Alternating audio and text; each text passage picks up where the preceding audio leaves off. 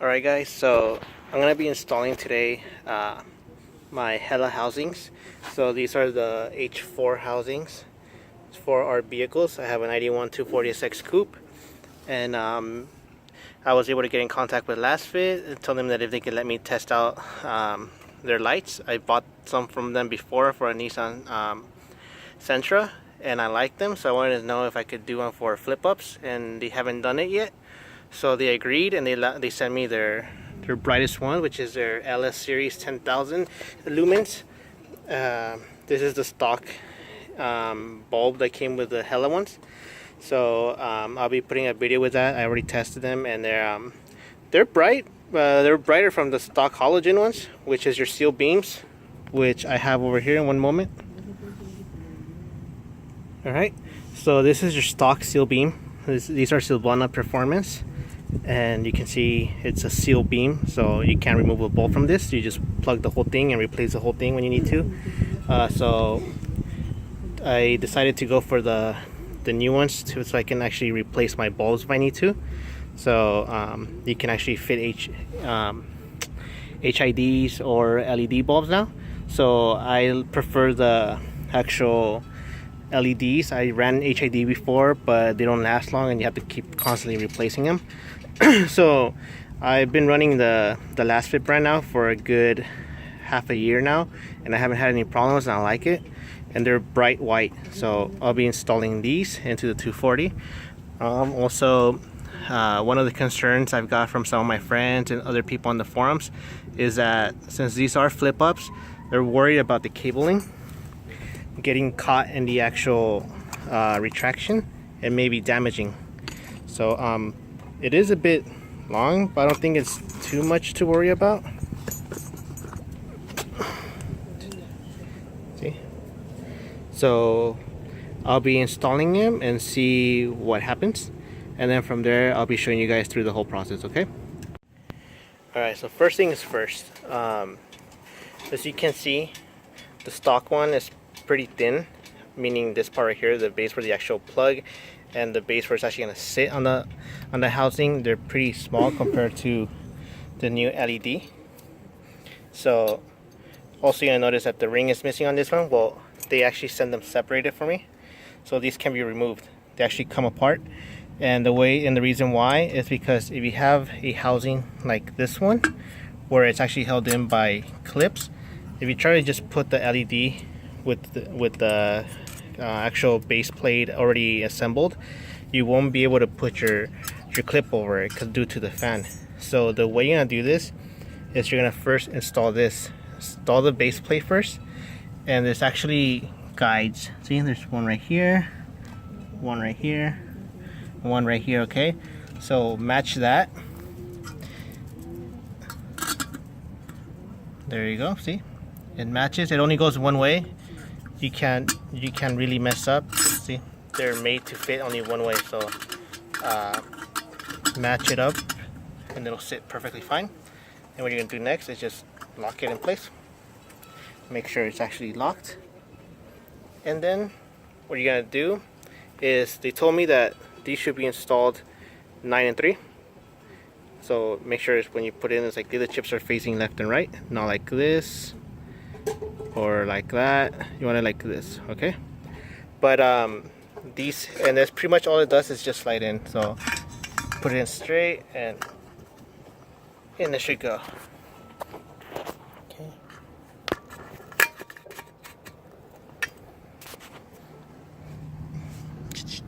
All right, there it is, and it's in place. And I don't know if you guys can see it, but there it is. So it should be good. I can't really get the angle, but you can see right there it's facing to the left or towards me, so that's good. In case you need to actually adjust it, you can still move it.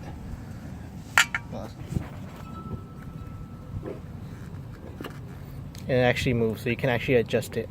Okay, so you need both your hands for this. I don't want to damage it, but once you install this, this actually moves. It takes a little pressure, but it'll move. You can adjust it to where you need it, and you should be good. And you see, So there's actually guides that I just noticed. So there's these little indentations here. You can see right there. That's 1, 2, and then 3. So you got 3 different ways to position it. You're gonna want to put the guides in there, and then that should keep it in place. So let's see, have it.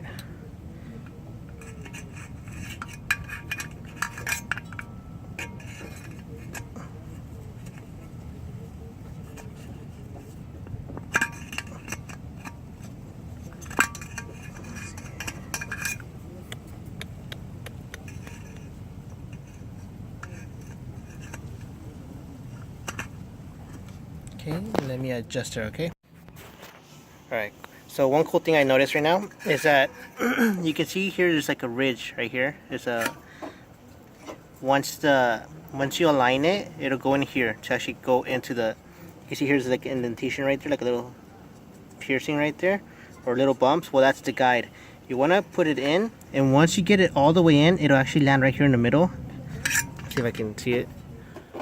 But there you can see there's an actual ridge.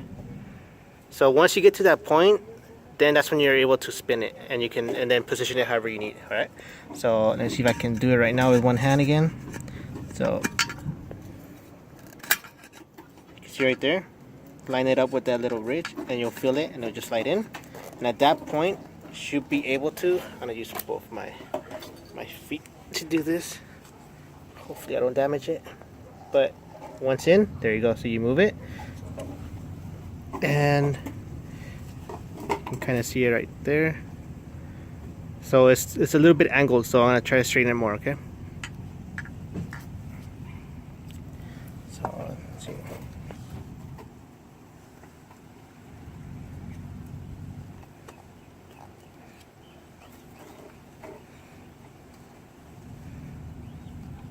I'm gonna try to use the cable as a guide, so that should be right.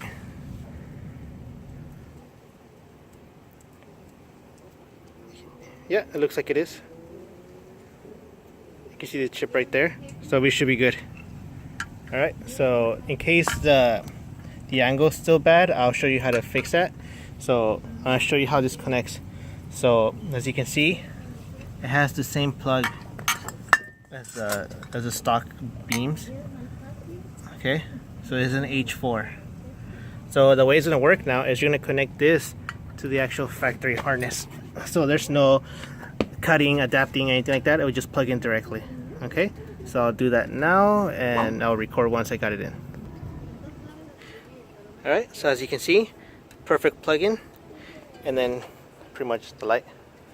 So these are waterproof, so you should be good. They have a seal on it, and it's pretty tight in there too. But they also provided like a rubber boot like that one, so you can install on there as well to cover over it. I don't know if it'll actually fit. I'll try it right now, but for now let's test it out and actually see if it lights up. All right, so it's connected. Due to the actual having an exterior driver, if you happen to get any LEDs like this, I recommend find a good spot to mount that, maybe somewhere on the actual lid, like anywhere around there. Glue it or zip tie it to the actual frame where it won't get in the way, so like that it doesn't damage any of the cables, because these do get hot, and that's for any LED with a driver, ballast, whatever. So okay, so I'll go light it up now. Okay, alright guys, so in the actual box, when you get your Hella lights, they actually come with a little rubber boot cover. Alright, so I decided to leave the stock one on just for whatever. I didn't feel like taking it off, so I actually cut the Hella ones. So what I did, I actually cut the whole circle out, just take out the whole, pretty much this went like that, and then I used a blade and just put it side down, and then just cut around the edges of the outer ring, and then that's all you need to cut off. That was just enough. Yeah, it's kind of ugly, but that's just enough to actually put it over it, and there you go. So like that, it keeps from anything going into, well, imagine that was the actual housing, you know how it had the hole. Well, this would help it at least keep some of that dirt or debris from going inside, and the fan gets to breathe at the same time. So this metal part shouldn't have any problem. That's the heatsink. The only thing you don't want to cover is the fan, because that is a fan base, and that's what it uses to actually remove the heat away from it. So this should work, no problem. I'll be testing it out and see what happens, and I'll let you guys know later down in the future with another video to see how they've been going. All right. So I have another one. I haven't opened that one yet, so the other one's gonna be in there, and I'm gonna cut the same thing and then install it. Okay. So I'll do that now. All right. So that's how it should look. It's a perfect snug fit. So you shouldn't have any problem getting anything in there. Since it's rubber, it's very flexible or stretchable. So, but it is tight, so that should keep any dust from going in. I don't think water should go in there, but if that bothers you, you can just rotate it to the side, so like that it doesn't cause any problems. So it seems like it's only in this section, so you can just rotate it facing down and it should be good. So now I'll be installing it. I plan to zip tie it, the actual ballast, to the actual outer frame. You can see it there. That one's actually right there. You can see it's already kind of like tied into that spot. So I'll use the hole next to it and tie it there. Okay. And I'll show you. I probably won't be able to show you because once this is in, I don't think I'll be able to pull this out anymore. So that's what I would use. If you can find a better location, I would recommend it. Go for it. You can even tie it from the back over there. You can see the hole right there. You can probably hang it from there, and anywhere you can find where that can get, won't be anywhere near the actual flip up mechanism. So nowhere around there, because they could probably cut the cable. So try to keep it as center as possible. Anywhere in the center should be good. Okay. All right. So that's the one, the Television Plus. So I don't know if these are the E-code or not, but that's what it said on Amazon. But other than that, there they are. That's the stock bulb I was telling you about, and that's the cap. So I have to make the hole on that one as well to fit the LED. So I'll be replacing those right now.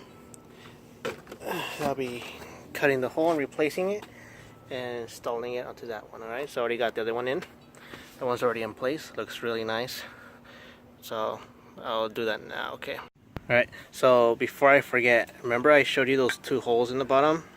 Alright, so it's actually an indicator here that says top. So yeah, they should be down. Okay, so I'll have to remove that one again to fix that, because that means that if water goes in here, then it'll probably get stuck. If it's more probable for water to go from the top bottom and go into the holes. So I guess that's more like if any water goes in, it'll drip out. So I'll install this and then I'll go and fix that one. Alright, but I'll probably skip over that since we don't really need to see that. We already know what it is for. So I'll record again once I have everything installed and the lights are on. Okay. Alright, so I completed both of them. I didn't put the actual black covers over it, so I just left it like that for easy moving. Alright, so I'll be testing the flip now and see how that works out. Alright, another thing I want to mention is I actually lost two screws over there, so I kind of have it diagonal right now. So I don't recommend testing this like this because it might come out. Hopefully not, cross my fingers. But let's see.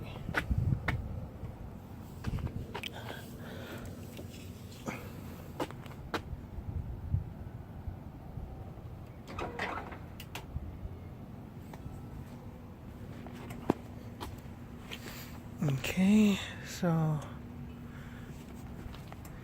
seems like it closed.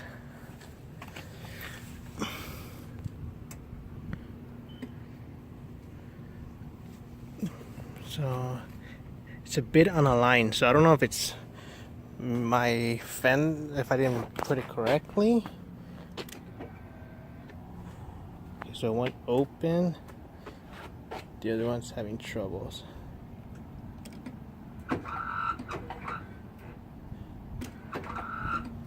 Okay, there we go. So they're working. Cable didn't get snapped, didn't get stuck. It's probably just my switch that's having the trouble. As you can see, the cable is pretty pretty free there, so shouldn't get stuck anywhere.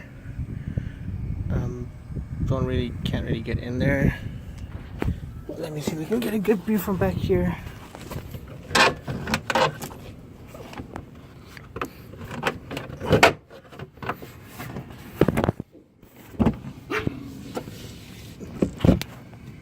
So as you can see, it has pretty good room.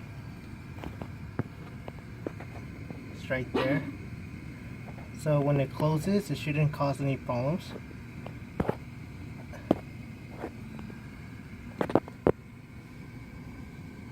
So there you go.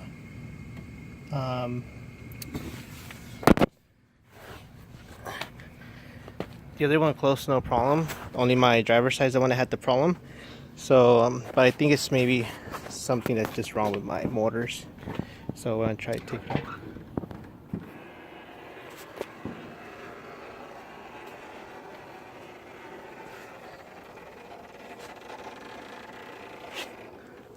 Alright, because yeah, see, this side closes fine, no problem.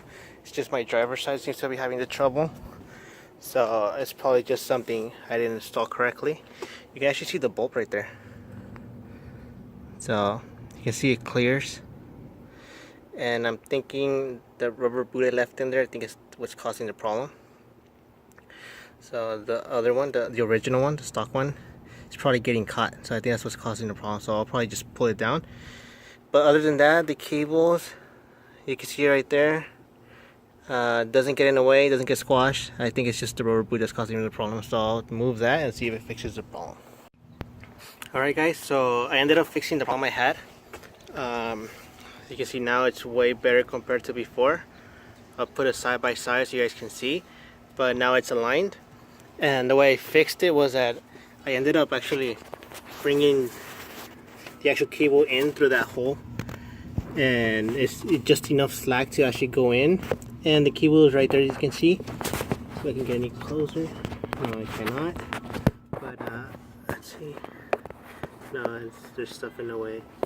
But there's enough slack there to bring in both cables, the actual main harness. What I did, I actually ended up cutting the plastic as well. Originally I had them all in the same place like before. It was inside there. But I figured out, like, if I could just pull it through there, I'd rather have it that way. So like this, less chance of this getting in the way in case I was causing a problem. So I didn't test it after I cut it. I just decided, like, might as well just throw it through there. And either way, you might be wondering, like, then why did I cut it? It's because if you don't cut the actual round umbrella kind of thing, it won't fit through the hole. It's pretty cramped in there. So either way, if you want to go this way, you'll have to cut that. Pretty much what it does, it just covers the union where it connects to. So just keep that part.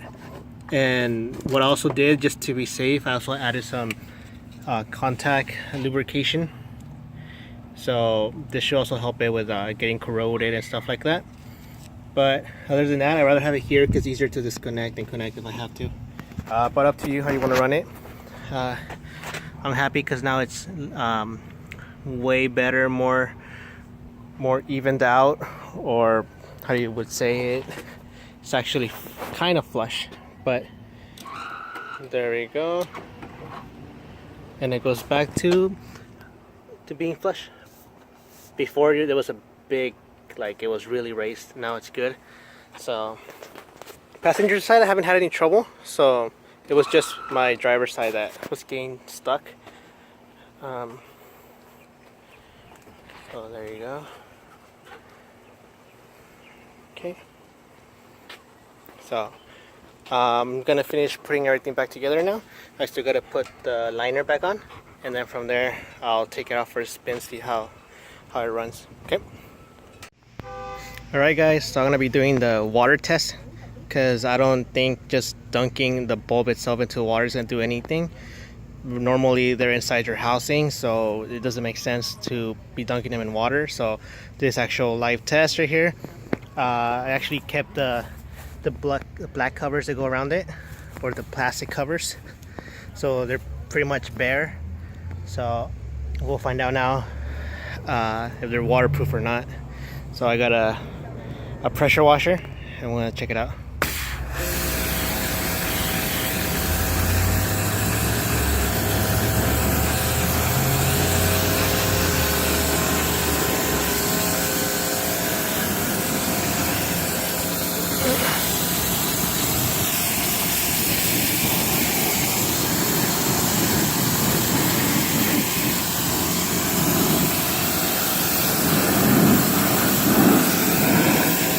And yeah, I'm aiming at where the gaps would be. So that's where the cabling is, where the bulb is in. And there you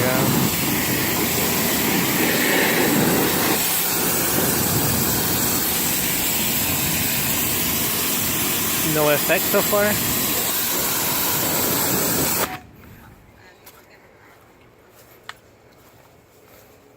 So there you go. These are the Lasfit LS H4. They're waterproof.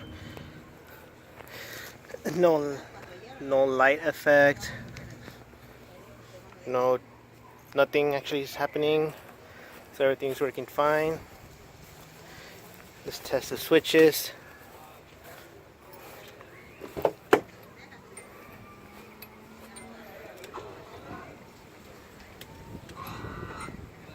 There you go. No change at all. So there we go. That's my water testing.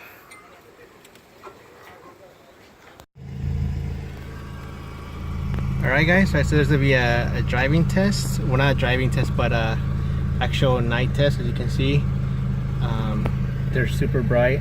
These are again the Lasfit LS H4s using Hella E-Class H4 housings.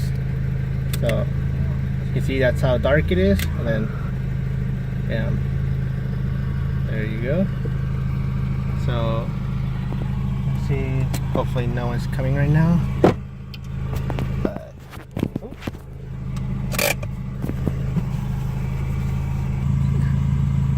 Alright, so there you go. That's us from the outside.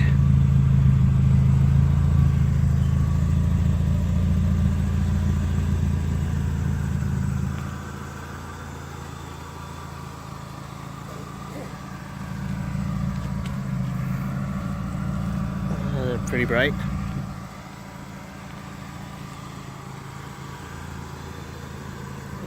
Yeah, sorry, my windshield wipers are up because I just finished washing her. So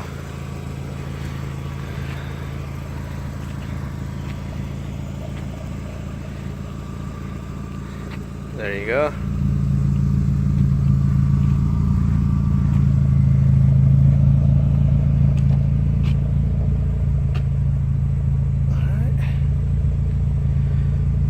Other than that, that concludes my installation and water test, I guess you can say. As you can see, it didn't affect the lighting. I'll try to take some pictures to see if it got into the housings itself, but I don't think so, or else you would see like shadowings of the water, but there's none. Right now it's low beam, and that's high beam, so you can see a big light up. Alright, there you go. Alright, so that's it for me. Any questions, any suggestions, please leave it in the comments, and if you like this video, please subscribe. It'll help us a lot. Other than that, peace.